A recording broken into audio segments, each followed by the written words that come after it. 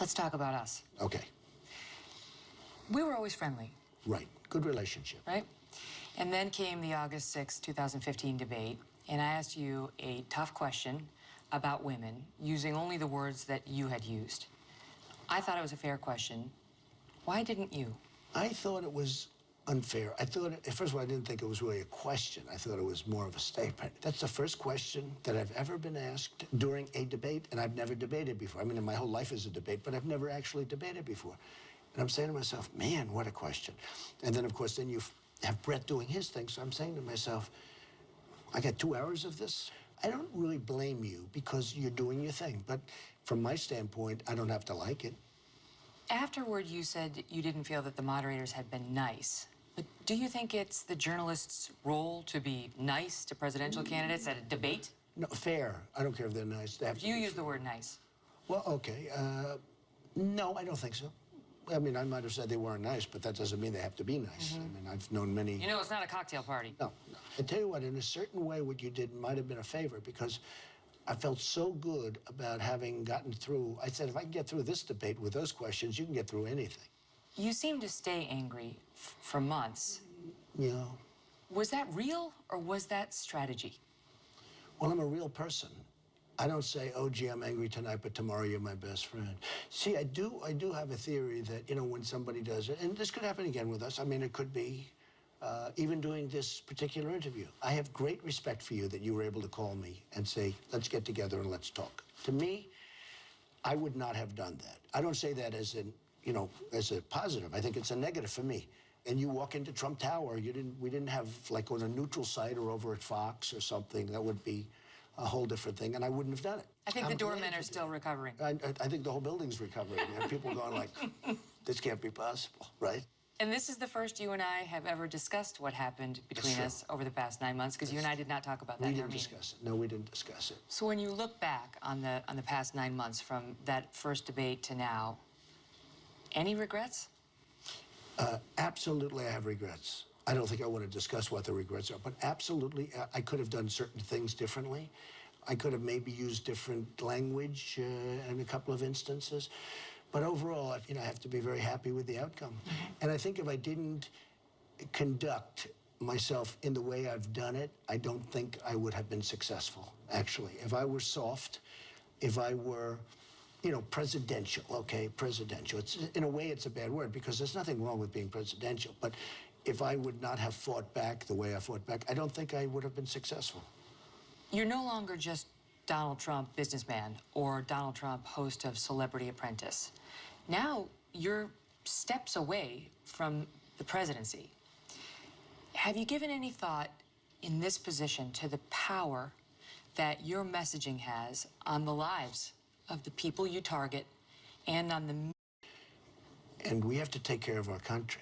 And I do feel America first. I mean, America has been 4th and 5th and 9th. I mean... But you know what I'm saying. When Donald Trump targets somebody and says, this person is bad, that person is bad, it creates a firestorm in those people's lives. And many of these people are so-called civilians who haven't put themselves out there as public figures. But it's in response to something that they did, or it's in response to... But you are so powerful. You are so powerful now. I don't view myself as that. I mean, I view myself as a person that, like everybody else, is fighting for survival. That's all I view myself as. And I really view myself now as somewhat of a messenger. You know, this is a massive thing that's going on. These are millions and millions of people that have been disenfranchised from this country. I was in front of a group the other day, 25,000, at least 25,000 people. The place was going crazy. And I said, I'm like the messenger. It's true, but they're listening to you, and they're taking their cue from you. So that's the question, is whether now, so close to the Oval Office, whether you will take that responsibility seriously and change your tone to try to be more unifying and less divisive. I do take it very seriously, and I understand what's going on. And when I see the fervor, when I see 25,000 people that have seats, and not one person during an hour speech will sit down. I say, sit down, everybody, sit down, and they don't sit down. They refuse to sit down. I mean, that's a great compliment. But I do understand the power of the message. There's no question about it. I want to talk for a minute about the tweeting.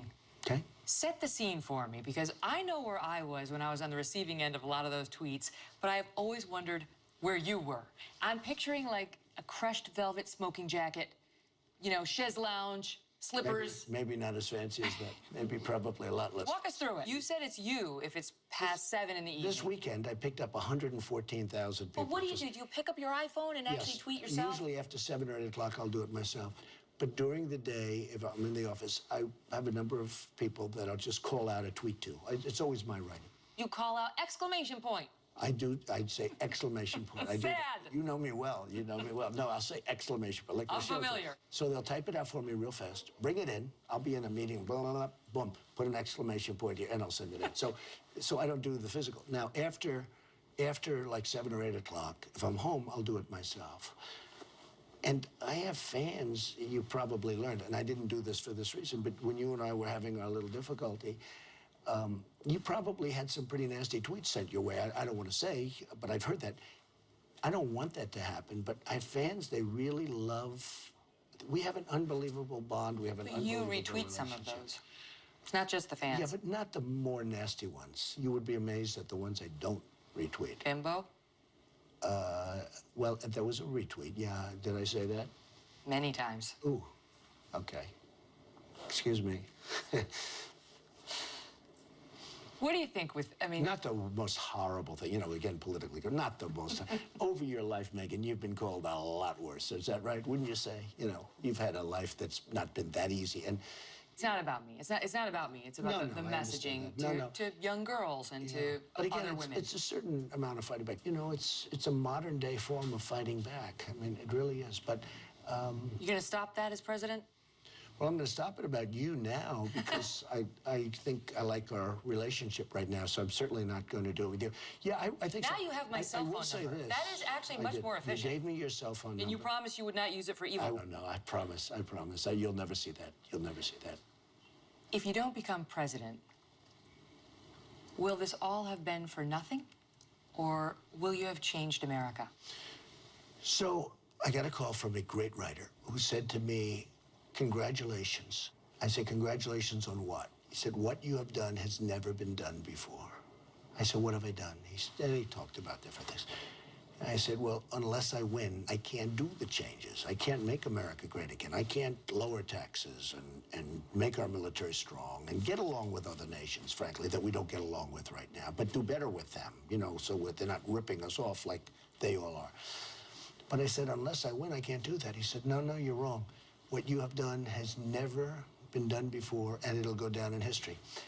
And I appreciate, and I don't want to really talk about it because in case it doesn't work out, I guess I'd rather have that narrative. But I will say this, if I don't go all the way and if I don't win, I will consider it to be a total and complete waste of time, energy, and money. Mr. Trump, thank you Thank you very much. It's been fascinating. Thank you very much. I appreciate Thanks, it. Megyn. So when you told your mother that you identified as female, what was her reaction? The first thing my mother said was, but you have such big hands and feet. You would think if she was going to object to a body part, she would have chosen something other than the hands and the feet. And later in the show, more Donald Trump with a stunning admission.